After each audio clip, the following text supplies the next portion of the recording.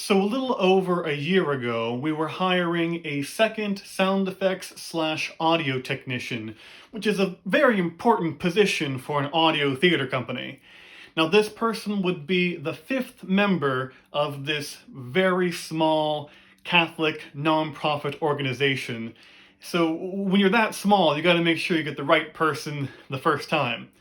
So we probably got about 150, 200 applicants for this position, varying wildly in expertise and experience in this particular field.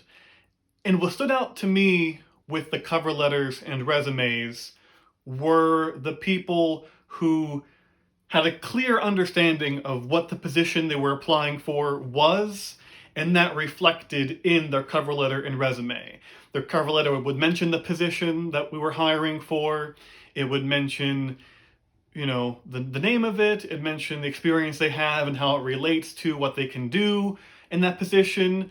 And same thing with their cover letter. It was clearly designed to have experience that related to what they were applying for. It was very clear that they read the job description, maybe looked us up online, see what we're about, and when that reflected in the cover letter and resume, they definitely stood out. What also stood out with some of them was the actual aesthetics of the cover letter. People who had it formatted nicely, not just text on a page, but not necessarily anything over the top, but just clean. They put effort into it, obviously wanting to show their best selves.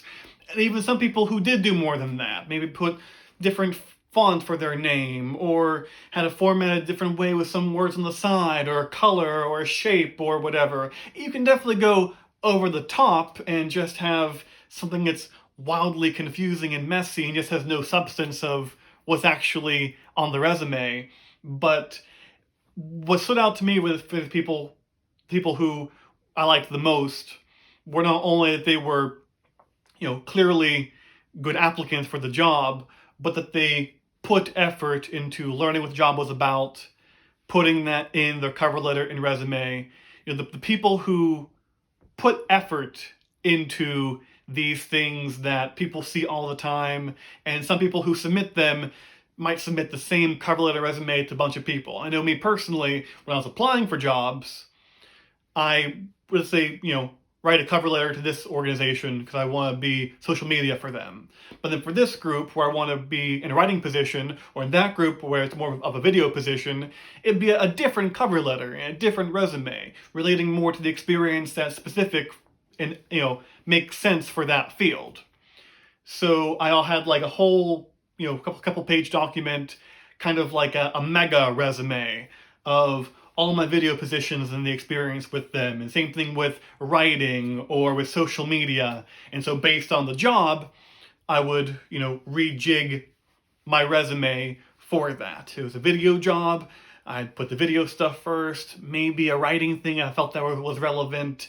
Say if it was a news position, I'd put maybe 3 video and maybe 1 social media and 1 writing. If it was writing, I put 2 or 3 writing positions and 1 social media one if I felt they were small group and needed it. Whatever the case was, something that I felt reflected my abilities for what the job required. So both in my experience as someone on a group hiring somebody and my experience of someone wanting to be hired, what has stood out to me and has been the best experience of looking at and making cover letters and resumes is showing effort, showing that you care about the position, you've looked into it, you clearly understand it, and that you can relate your experience to it is really the best way to make a standout cover letter and resume.